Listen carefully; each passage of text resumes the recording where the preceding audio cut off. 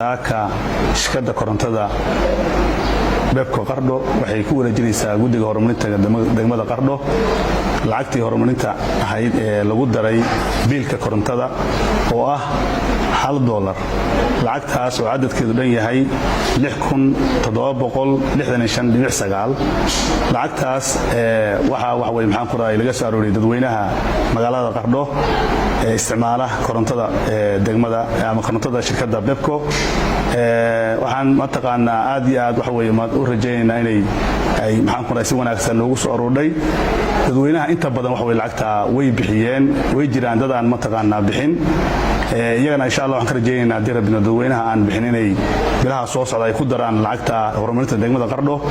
lacagtaas oo lagu horumarinayo deegaanka iyo degmada wax way lagu horumarin doonaa dirabina insha Allah way jiraan caqabado wax way maxaan ku raay shirkadu ay la kulantay way jiraan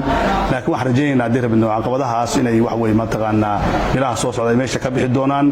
runtiina wax way maxaan ku raay lacagtaana waa lacagtii lagu horumarin lahaa degmada Qardho maxaan ku raay waxyaalaha marka la isleeyahay way u baahan tahay in laga horumariyo marka insha Allah dadweynaha si wanaagsan baan wax way ugu mahadcelineynaa qaabka ay wax way nolol macaamileen oo la macaamileen khaasatan shirkadda korontada beebka Qardho dadka soo aruuriya lacagta ama shaqaalaha soo aruuriya lacagaha soo aruuriya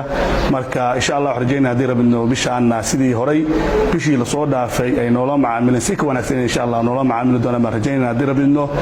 marka hawshu waa bilow waxaan rajaynaa insha Allah inay mataqaanaa ay maartay kasi badan doonta hadii rabino aad baa mahadsantiin marka lacagtan wareejinayna waa cadadkan hore soo sheegay oo ah $6765.9 weeye marka aad baa mahadsantiin. Assalaamu calaykum wa rahmatullaahi wa barakaatuh.